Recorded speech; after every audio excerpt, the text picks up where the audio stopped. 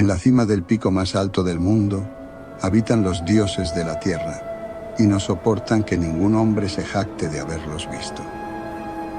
En otro tiempo poblaron los picos inferiores, pero los hombres de las llanuras se empeñaron siempre en escalar las laderas de roca y de nieve, empujando a los dioses hacia montañas cada vez más elevadas, hasta hoy, en que solo les queda la última. Al abandonar sus cumbres anteriores, se llevaron sus propios signos, salvo una vez que, según se dice, dejaron una imagen esculpida en la cara del monte llamado Ngranek. Pero ahora se han retirado a la desconocida Kadath del desierto frío, en donde los hombres no entran jamás, y se han vuelto severos. Si en otro tiempo soportaron que los hombres los desplazaran, ahora les han prohibido que se acerquen, pero si lo hacen, les impiden marcharse. Conviene que los hombres no sepan dónde está Kadath, de lo contrario, tratarían de escalarla en su imprudencia. A veces, en la quietud de la noche, cuando los dioses de la tierra sienten añoranza, visitan los picos donde moraron una vez y lloran en silencio al tratar de jugar en silencio en las recordadas laderas. Los hombres han sentido las lágrimas de los dioses sobre el nevado Turay, aunque creyeron que era lluvia, y han oído sus suspiros en los quejumbrosos vientos matinales del Erión. Los dioses suelen viajar en las naves de nubes, y los sabios campesinos tienen leyendas que les disuaden de acercarse a ciertos picos elevados por la noche cuando el cielo se nubla, porque los dioses no son tan indulgentes como antaño. En Ultar, más allá del río Sky, vivía una vez un anciano que deseaba contemplar a los dioses de la tierra. Este hombre conocía profundamente los 7 libros crípticos de la tierra y estaba familiarizado con los manuscritos pnacóticos de la distante y helada Lomar. Se llamaba Barzai el Sabio, y los lugareños cuentan cómo escaló una montaña la noche del extraño eclipse. Barzai sabía tantas cosas sobre los dioses que podía contar sus idas y venidas. A su vez, adivinaba tantos secretos que se tenía a sí mismo por un semidios. Fue él quien aconsejó prudentemente a los diputados de Ultar cuando aprobaron la famosa ley que prohibía matar gatos, y quien dijo al joven sacerdote Atal a dónde se habían ido los gatos negros en la medianoche de la víspera de San Juan. Barzai estaba profundamente versado en la ciencia de los dioses de la tierra, y le habían entrado deseos de ver sus rostros. Creía que su hondo y secreto conocimiento de los dioses lo protegería de la ira de estos, y decidió escalar la cima del elevado y rocoso Hatekla una noche en que sabía que los dioses estarían allí. El Hatekla está en el desierto pedregoso que se extiende más allá de Hatek, del cual recibe el nombre, y se alza como una estatua de roca en un templo silencioso. Las brumas juegan lúgubremente alrededor de su cima, porque las brumas son los recuerdos de los dioses, y los dioses amaban el Hatekla cuando habitaban en él en otro tiempo.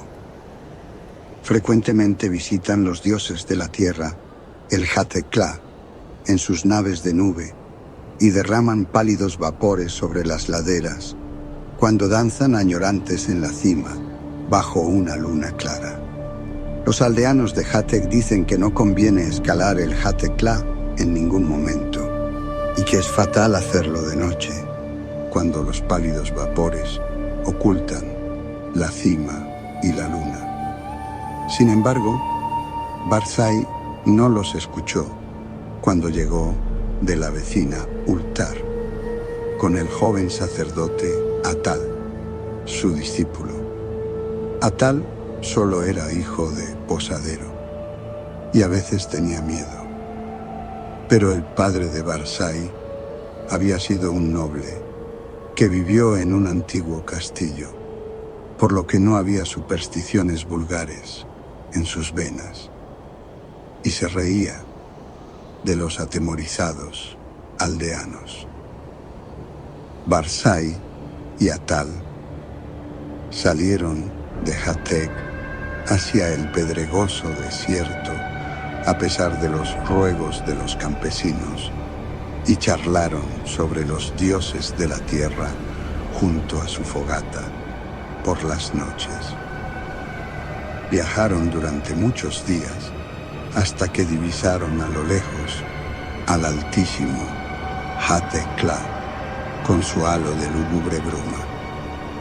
El 13º día llegaron al pie de la solitaria montaña y Atal confesó sus temores.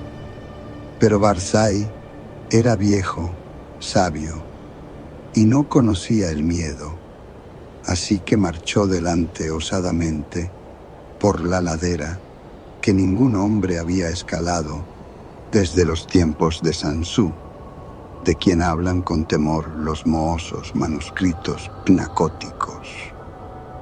El camino era rocoso y peligroso a causa de los precipicios, los acantilados y aludes. Después se volvió frío y nevado. Barzai y Atal resbalaban a menudo y se caían, mientras se abrían camino con bastones y hachas. Finalmente, el aire se enrareció, el cielo cambió de color y los escaladores encontraron que era difícil respirar, pero siguieron subiendo más y más, maravillados ante lo extraño del paisaje y emocionados pensando en lo que sucedería en la cima, cuando saliera la luna y se extendieran los pálidos vapores. Durante 3 días estuvieron subiendo más y más hacia el techo del mundo, luego acamparon en espera de que se nublara la luna. Durante 4 noches esperaron en vano las nubes, mientras la luna derramaba su frío resplandor a través de las tenues y lúgubres brumas que envolvían el mudo pináculo. Y la 5ª noche, en que salió la luna llena, Barzai vio unos nubarrones densos a lo lejos, por el norte, y ni él ni Atal se acostaron observando cómo se acercaban.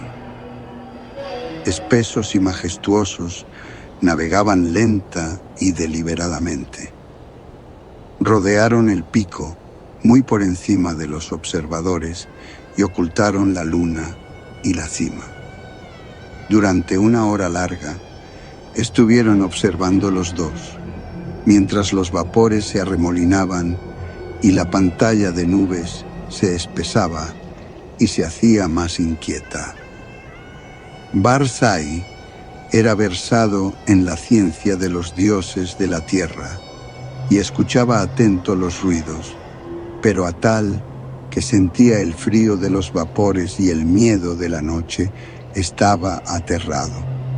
Y aunque Barzai siguió subiendo más y más, y le hacía señas ansiosamente para que fuera también, Atal tardó mucho en decidirse a seguirlo.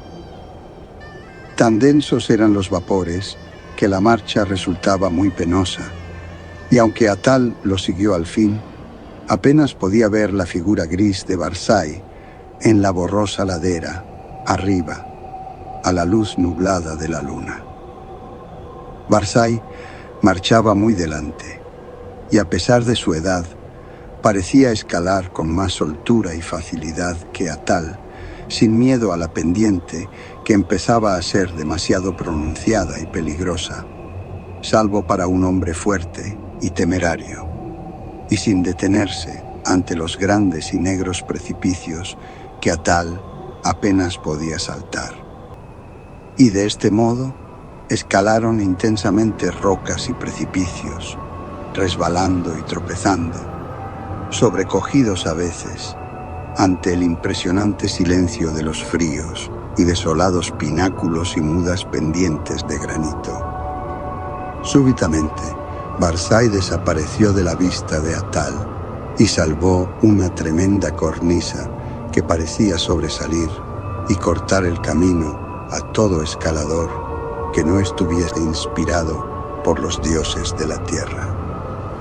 Atal estaba muy abajo, pensando qué haría cuando llegara a dicho punto, cuando observó curiosamente que la luna había aumentado, como si el despejado pico y lugar de reunión de los dioses estuviese muy cerca. Y mientras gateaba hacia la cornisa saliente y hacia el cielo iluminado, sintió los más grandes terrores de su vida. Y entonces, a través de las brumas de arriba, oyó la voz de Barzai que gritaba locamente, de gozo.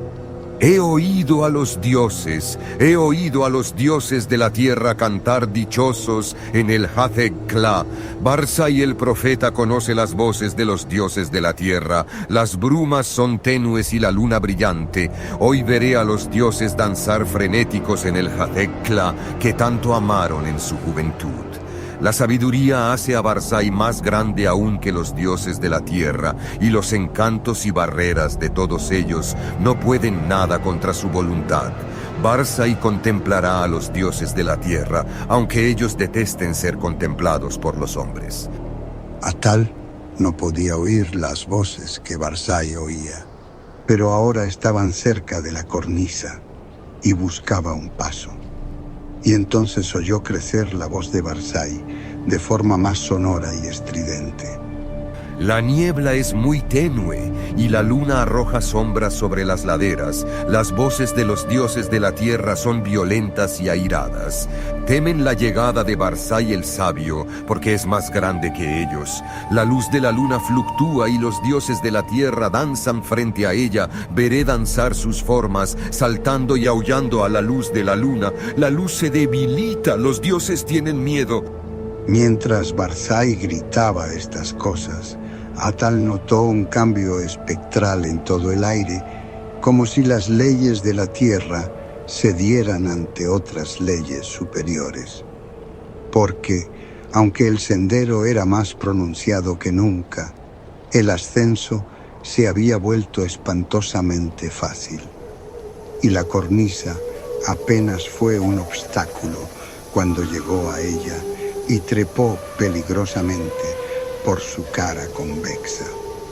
El resplandor de la luna se había apagado extrañamente, y mientras Atal se adelantaba en las brumas, monte arriba, oyó a Barzai el sabio gritar entre las sombras. La luna es oscura y los dioses danzan en la noche. Hay terror en la noche, hay terror en el cielo, pues la luna ha sufrido un eclipse que ni los libros humanos ni los dioses de la tierra han sido capaces de predecir. Hay una magia desconocida en el Hazeg-Kla, pues los gritos de los dioses asustados se han convertido en risas, y las laderas de hielo ascienden interminablemente hacia los cielos tenebrosos, en los que ahora me sumerjo. Al fin, en la débil luz he percibido a los dioses de la tierra. Y entonces Atal, deslizándose monte arriba, con vertiginosa rapidez por inconcebibles pendientes, oyó en la oscuridad una risa repugnante, mezclada con gritos que ningún hombre puede haber oído, salvo en el fleguetonte de inenarrables pesadillas. Un grito en el que vibró el horror y la angustia de una vida tormentosa comprimida en un instante atroz.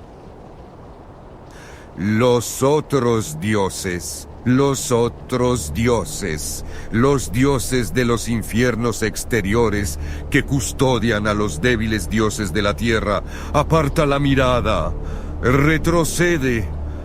No mires, no mires. La venganza de los abismos infinitos, ese maldito, ese condenado precipicio, misericordiosos dioses de la tierra, estoy cayendo al cielo.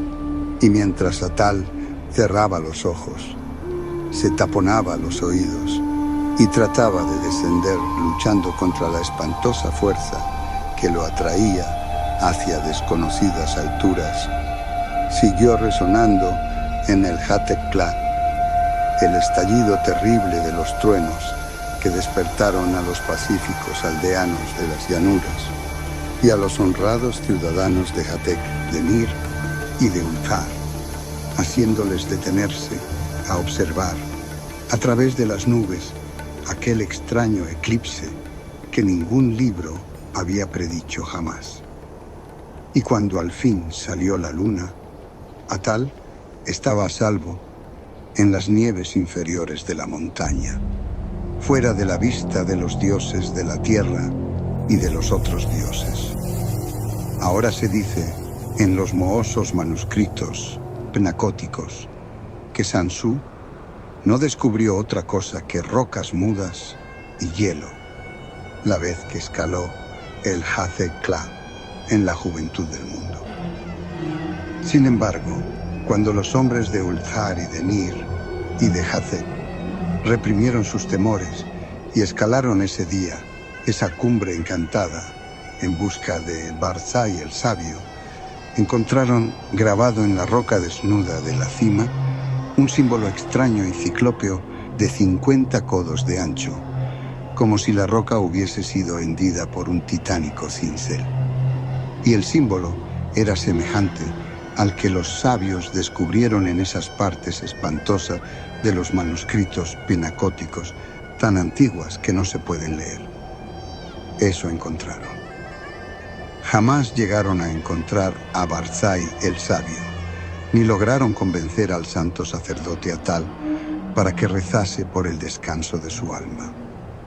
Todavía hoy las gentes de Ulthar, de Nir y de Hathor tienen miedo de los eclipses y rezan por la noche cuando los pálidos vapores ocultan la cumbre de la montaña y la luna. Por encima de las brumas de Hatekla, los dioses de la tierra danzan a veces con nostalgia, porque saben que no corren peligro y les encanta venir a la desconocida Kadath en sus naves de nube a jugar como antaño, como hacían cuando la tierra era nueva y los hombres no escalaban las regiones inaccesibles.